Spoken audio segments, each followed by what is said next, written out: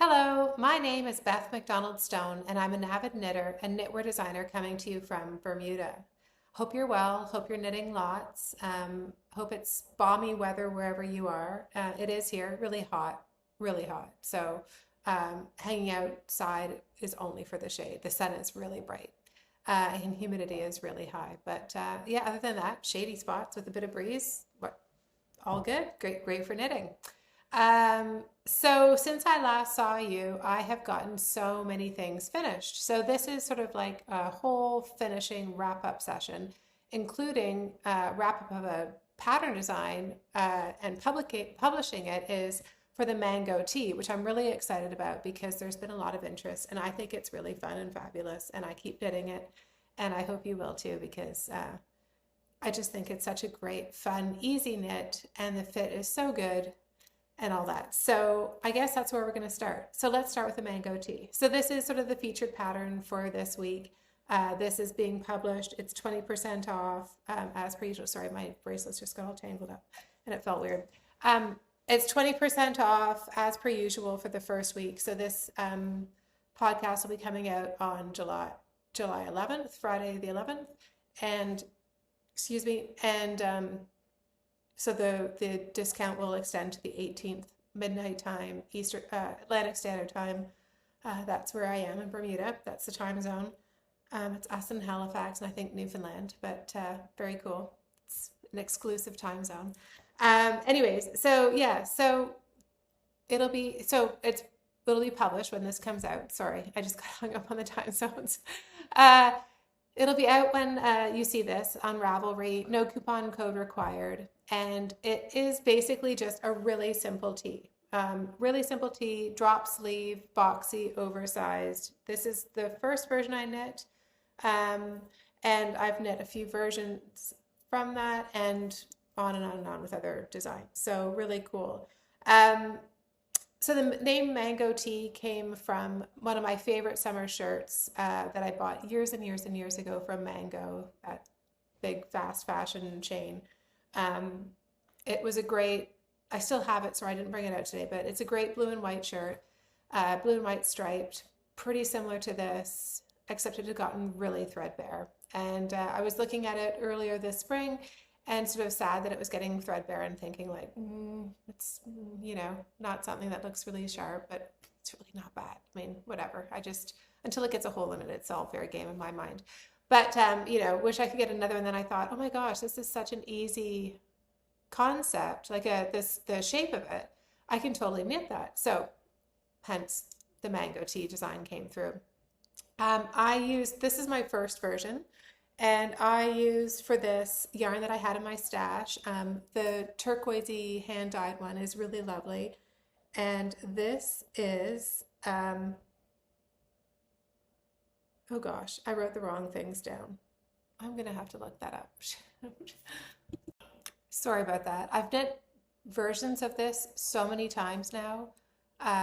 That they're all getting confused. And I clearly confused them when I wrote my little notes here, which will be in the description box, but will be corrected. So the notes that I'm reading from will be down below so that you can see all the information, yarns, and et cetera, et cetera. But it's good that I read this out loud to you first because it's wrong. Anyways, so the turquoise yarn, the hand-dyed, is Wonderland Yarns Frabjous Fibers Summer Silk. And I bought that when I was with the Grocery Girls cruise to Alaska. So I bought this way up north. It's fun to, anyways, really fun to use and neat to buy a summer weight yarn in Alaska. Anyway, so this Frabjous Fibers Summer Silk color Nymph.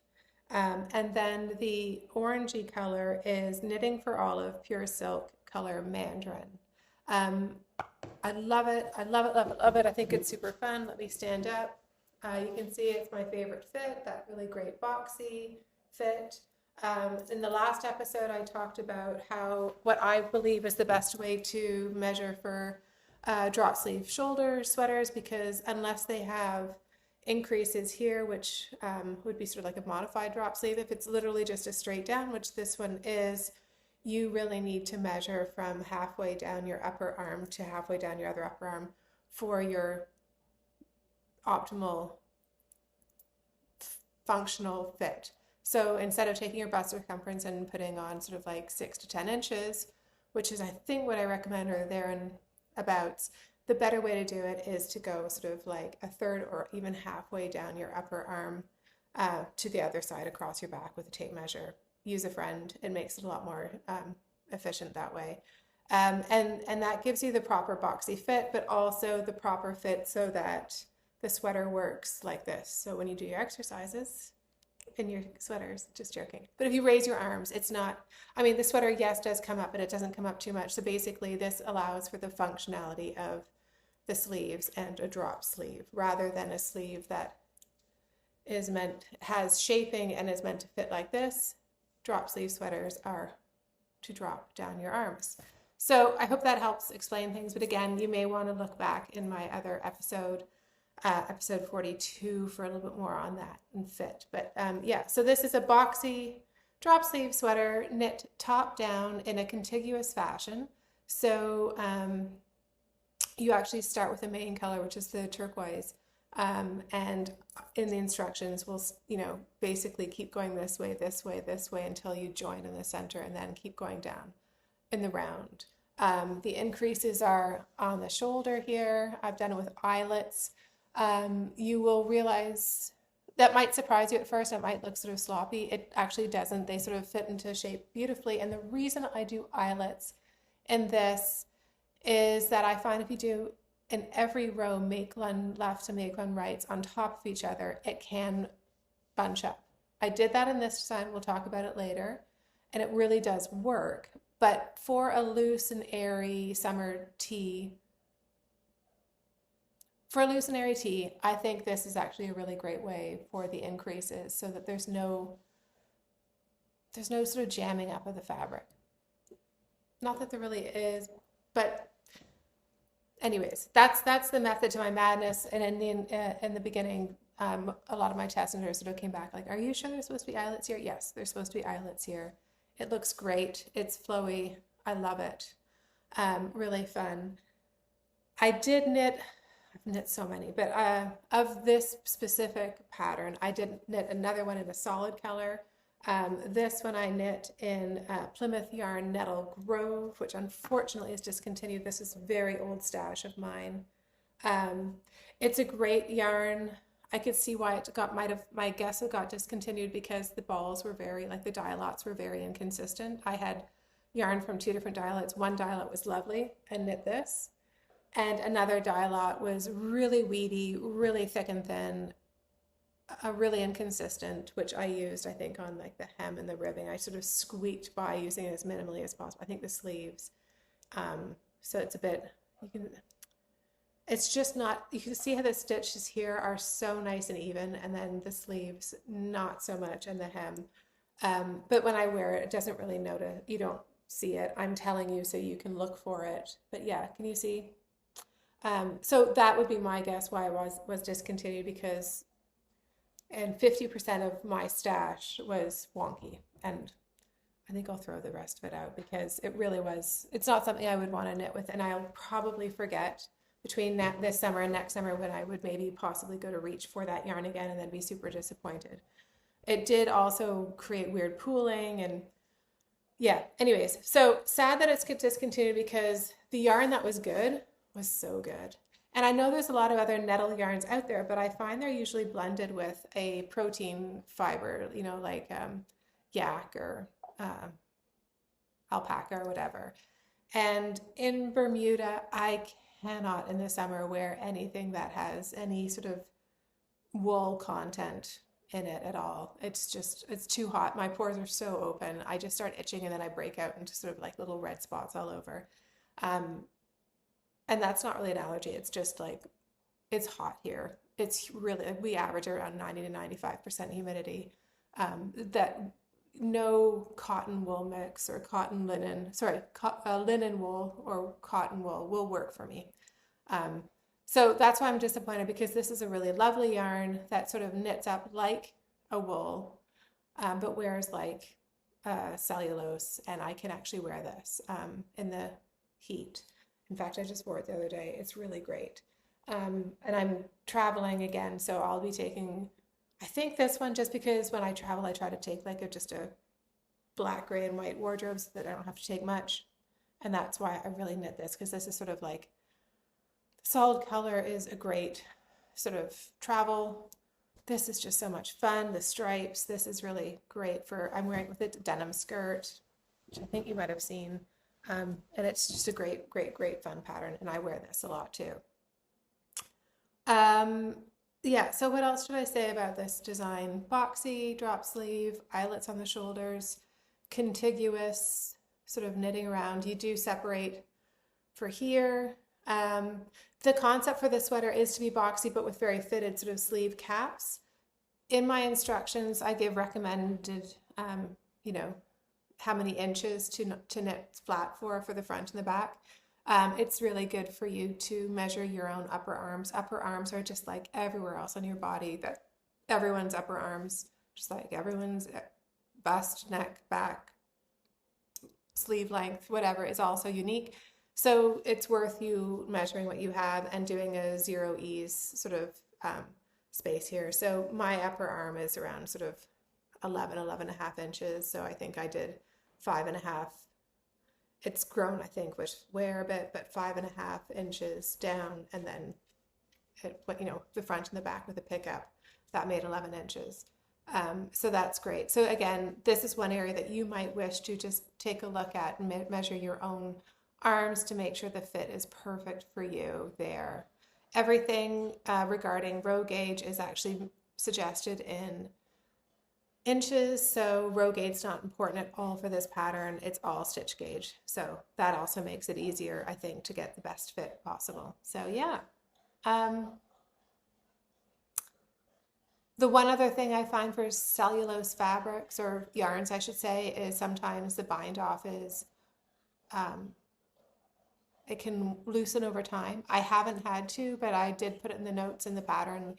You might want to reinforce this neckline with, sorry, I've got a frog in my throat. Reinforce this neckline with a crochet, single crochet.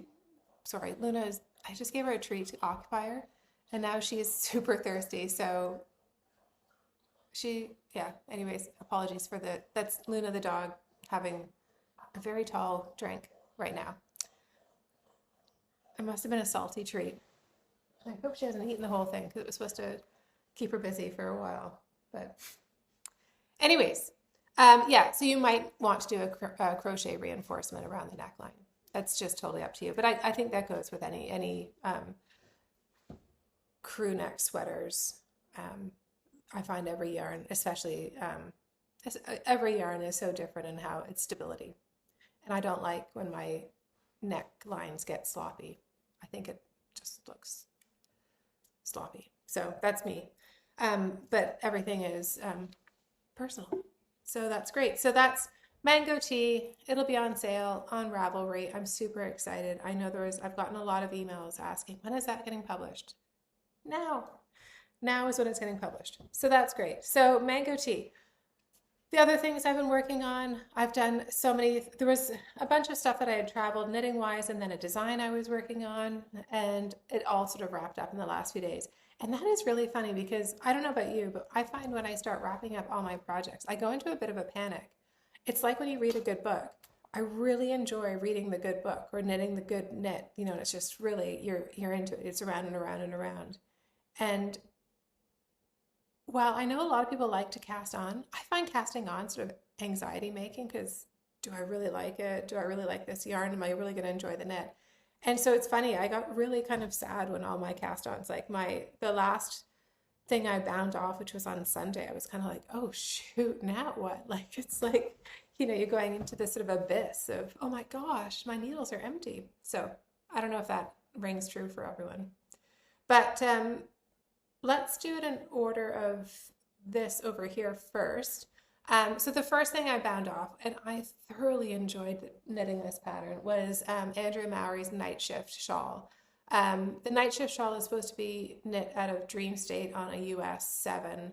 I have a bit of Dream State. I didn't have enough, and they weren't skeins that I had purchased with any sort of thought of cohesion. It was just sort of, that's how I buy Spincycle, is I just, when I see it and I like it, I pick it up because I do think you really need to see it in person, um, because each skein is so different, even in whatever colorway. So it was able to put 6 skeins together for this, but I don't even think I have 6 of the Dream State. So my concept was, well, it'll be the same weight in the end. I just keep going with the Dream State. So I used up every inch of the yarn. I think I've got like 2 or 3 little teeny balls that I had on reserve actually for the bind off in case. But yeah, so I used 6 skeins of Spincycle. I could list them really quickly here. Big Sky, it's one of these bright ones. But anyways, Big Sky, Bad Egg, Sunday Morning, Deep Thoughts, Vibe Check, and Purse First. That's Purse First. Anyways, I will put them up on the screen somewhere that you can see the 6 skeins all lined up. And again, like I said, the show notes down below will list everything that you might need to know. I just loved it. It was exactly the perfect sort of travel project, one set of needles, there's not multiple, and you just go back and forth. There's a little bit of interest with the stitch pattern, but not too much that you're really tied to a chart. And I just had so much fun, and I love how these colors all came together. So I can't wait to wear it. I always I wanted it to be bright and cheerful, but I think it's important to add, because I do wear a lot of black or dark colors, I always include something like these sort of dark purples or a navy blue. The navy blue is over here, also from Purse First. That will also bring it down so that when I put it with like a black winter coat, it's fabulous. So I can't wait to wear it under a coat. Definitely not now because it's so hot, but like, what a joy to knit. How gorgeous. I mean, if you think of a coat coming down and just these bright colors coming up around, especially in the winter when you're cold and the sun's not out so much and feeling a little pale and everything. So this will add a little sun and cheer.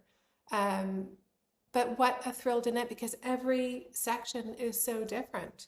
And it's just how the yarn colors play. And I really did not want to optimize the yarn at all. I was not cutting and pasting. I was following the pattern until I was making it up. I wasn't trying to put, well, this color will look really good with this color. I just wanted to see it play out. And I think it's really wonderful to be sort of free that way. I also think of this shawl, I think of Andrea Mowrey as really good at color. I think she's really, really refined color, or her color palette and what colors work for her and all that good stuff. But honestly, if I were to knit a few of these, and I am super tempted to knit more, you can see how one would learn just from this. This is just a mashup of 6 different skeins that I thought possibly could be cohesive. And you can really go through it. I mean, from this, like, I love this section. I think that's really fun. I love this section. I love, this section here.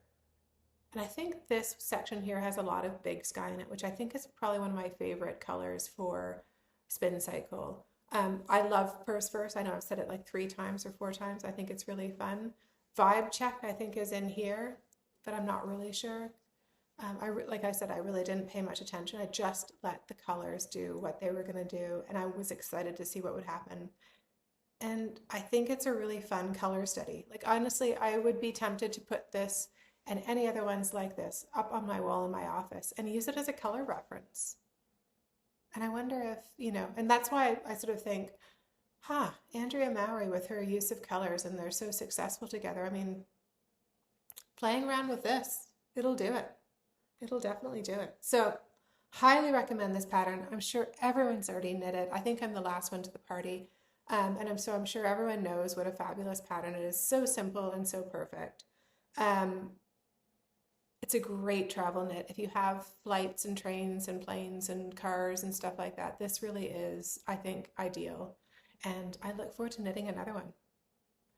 I'd be tempted to knit the cowl, but to be quite honest, this sort of shawl wraps that I could study the colors. Actually, I should leave this off because I'll talk about that next.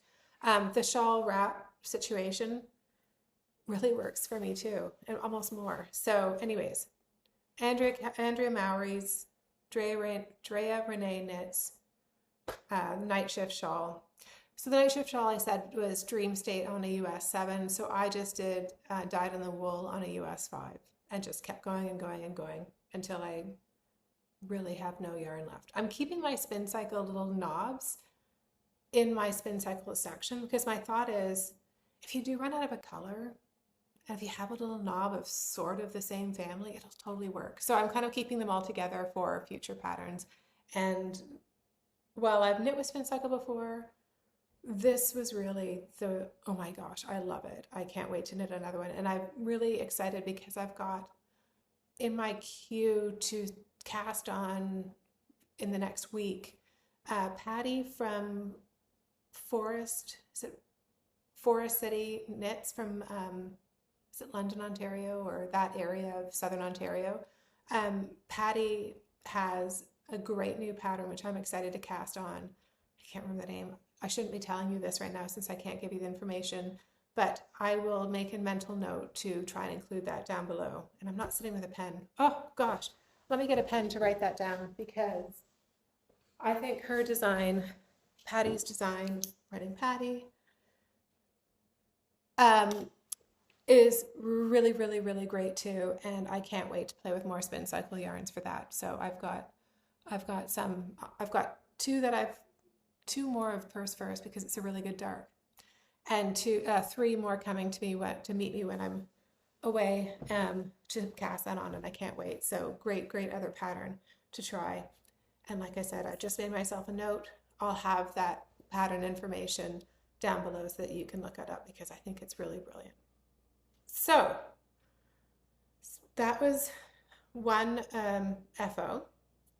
Another FO, this sweater design. I'm really excited about this. This is a collaboration I'm doing with Botanical Yarns out of the UK, Sophie. She's really fun. If you haven't found her podcast, I would highly recommend it. She's really fun, really cheerful.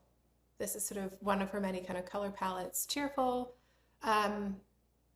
bright, happy. Yeah.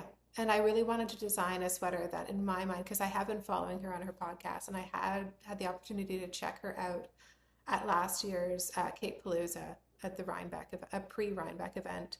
I kind of had a feeling of what I felt her brand was, and so was really keen to do a design of my interpretation of her brand and her sort of style. So that is this sweater. It's a V-neck. It's a similar construction to here, but like I said, I did increases left and right, increases here. This yarn does stretch, so with blocking, I was able to stretch this out. Cellulose yarn doesn't necessarily have a lot of give, so that's really why I wanted to do the yarn overs here, where here I was feeling a lot more comfortable, so it's the make left and make rights for this. But effectively similar construction, the contiguous design, starting here and then just going back and forth until you get your V. It's a bit of a wider V because I wanted it to be a bit more, I wanted the whole thing to be just sort of like lovely, oversized, cozy, big sleeves. Sophie in one of her podcasts had mentioned that she doesn't like small sleeves. Sorry, there's a wrinkle here. I have had it folded because it's at the tech editor now, and I had it folded on my desk to, refer to. So big sleeves. I did 3/4 sleeves because quite often I didn't want this to be too hot. I want this to be the sweater that I go to early fall and just curl up in. And so I can, if it is really cold, I can have longer sleeves. I love the look of having rolled like a denim shirt underneath it so that the rolled shirt comes up to the bottom of the cuff. You'll see that in the product pictures that I've just taken, but you'll see that when I get further along in the process. What else can I say? The collar is added on after. These are picked up stitches and added. Very easy. I didn't want this to be too much of a dramatic, where's my finger going?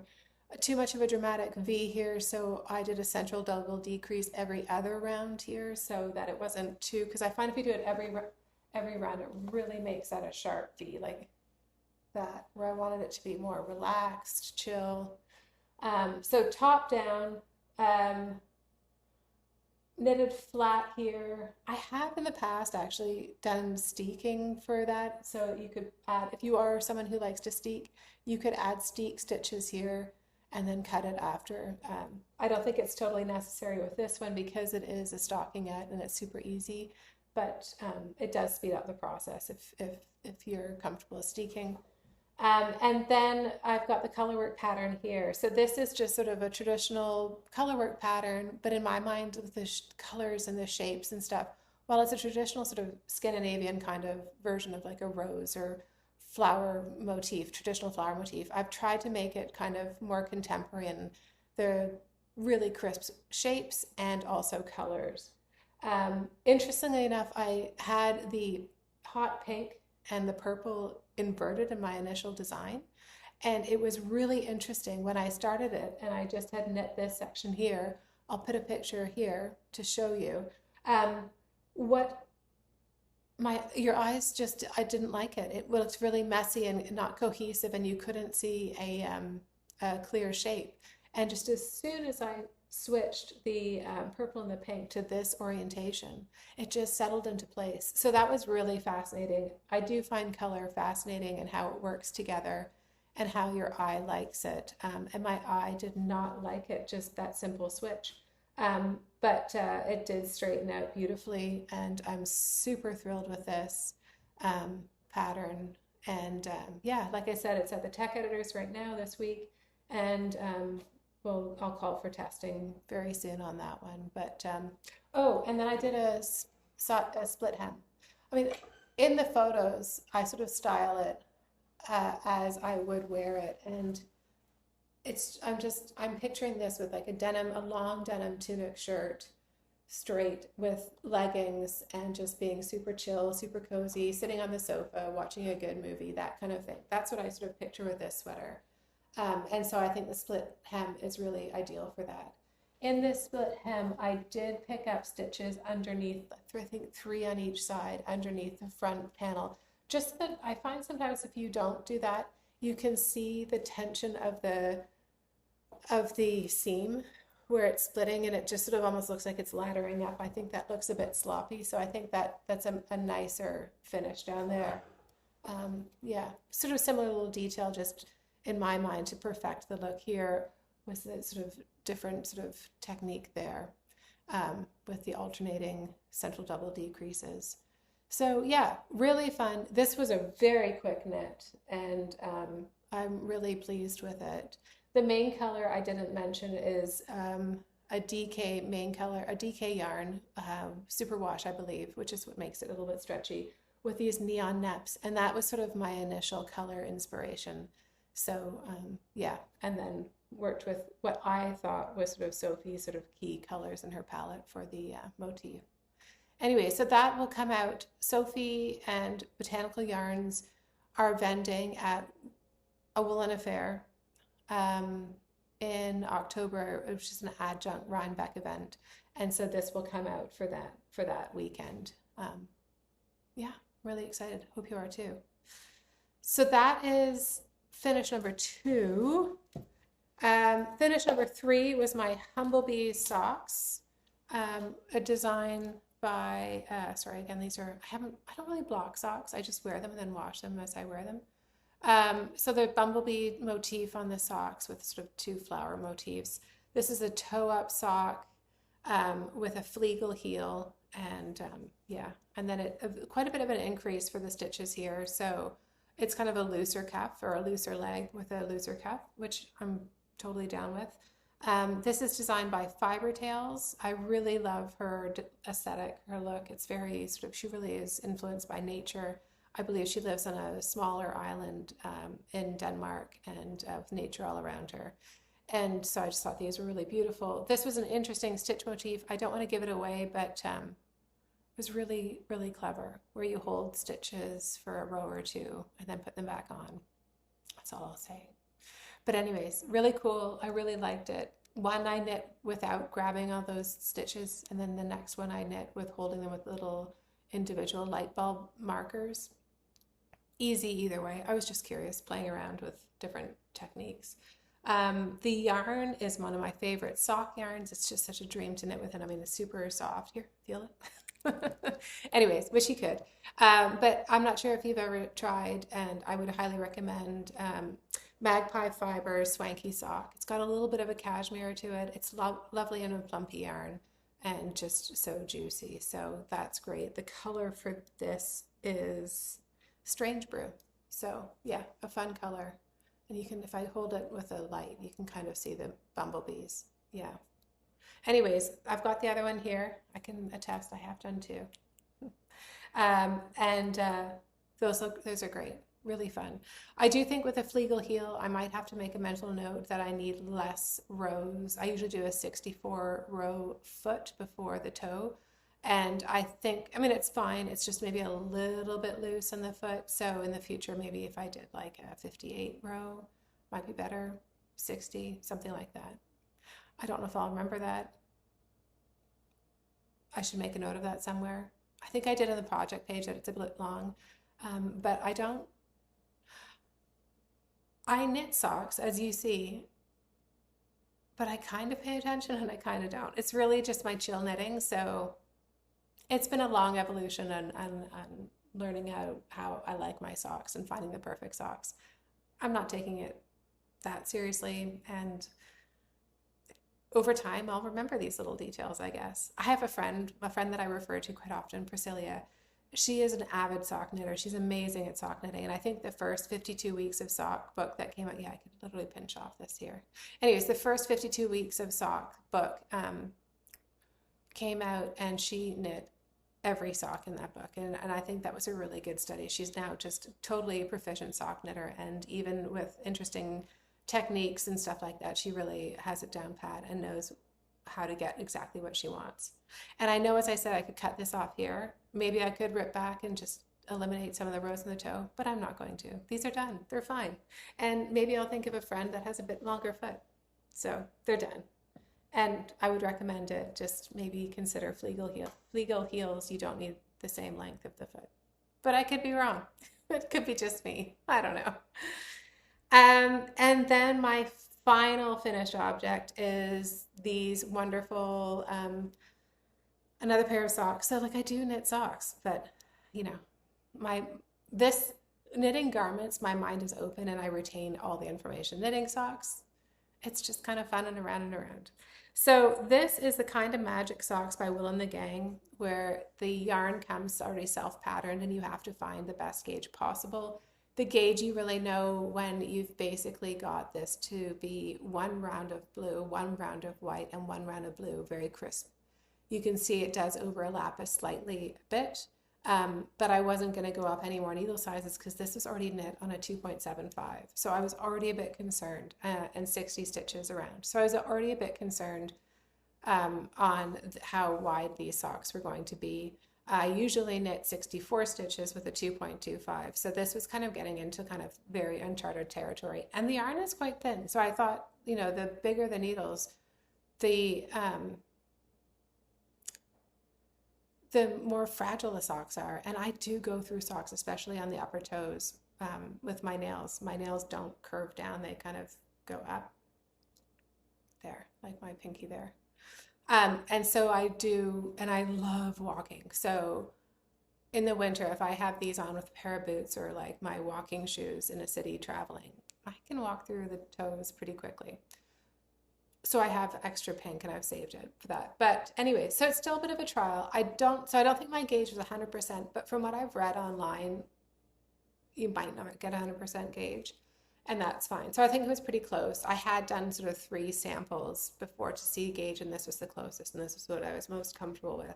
And I think they're fun. They're really cool. And the crazy thing is, despite being concerned about the width and the larger needle size, they fit really well. So the great thing is I found more of this online, and I've ordered 2 more colorways, and I'm going to keep going on them because I think they're really fun. And I actually think if they are very similar with like the striping the top and the cuff, be kind of fun to wear, like, you know, I think I have a purple and a blue, so mix and match. Like you could have one of each. Why not? I mean, they all have this sort of cheetah, leopard, whatever motif. So I think that could be kind of fun, you know, a little exciting.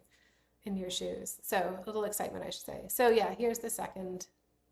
It was great. It was a forethought heel, so that they suggested that you put in, they had a little bit of a yellow yarn to put in here, and I just cut that out. Whether forethought or afterthought, it's all the same to me. I had to do a little finagling, obviously, on this and this, because with the forethought heel, you really are going to the edge of your stitches, so you will make a hole. But of course, you've got the little strands here as well, so it doesn't matter. You just sort of sew that all together and get rid of that, and it's no problem. So yeah, so 2 more pairs of socks, a shawl, a design for the fall. It's been a really fun, really fun, productive couple weeks of a lot of knitting. And I've got a lot of ideas. You can see over my shoulder, I've got a new design happening there. I'm not going to talk about that today because it's really at the nothing point yet. And I'm trying to marry 2 stitch gauges by changing needle sizes. So we'll see how that goes. I'll keep you posted next week. Stay tuned.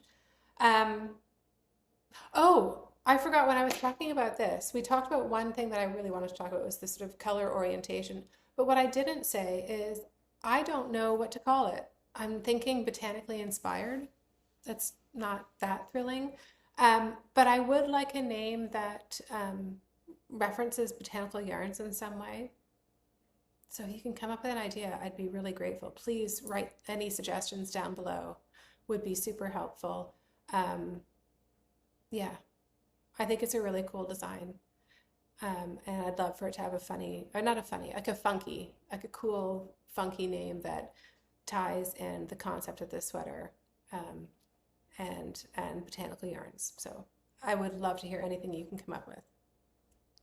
My final thing that I'm going to show you today is what I've just started and I'm kind of excited about.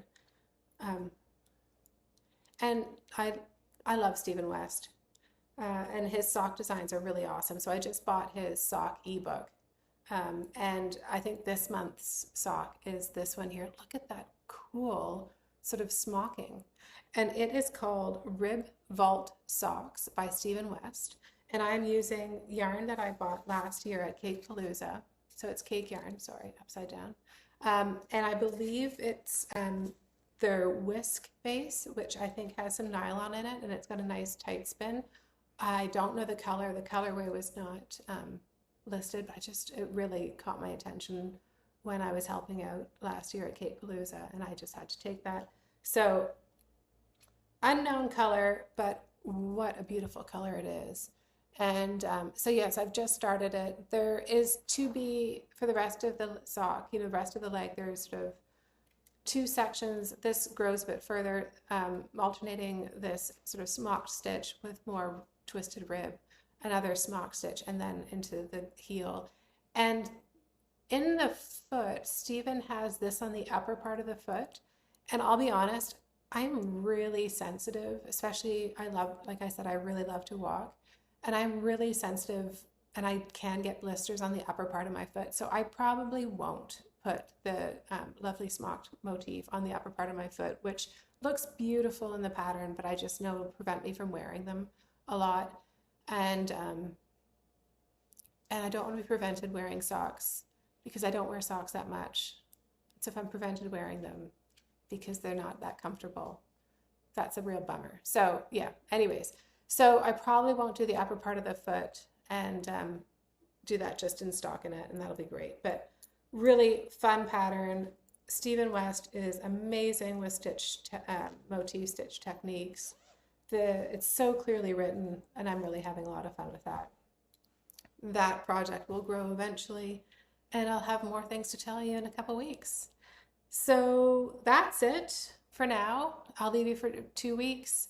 I'll be somewhere else then, so stay tuned to find out where in the world Beth will be coming to you from next time. And please give me any suggestions on names for this design. I'd really love anything. It's a lot of fun. We did that last year with the design I did for Cake Palooza and got so many great ideas. So thank you so much, and I'm leaning into you again this year. Yeah, so that's it. I'm going to leave you with a few videos of some really pretty early morning beach walks And yeah, and happy knitting, happy crafting.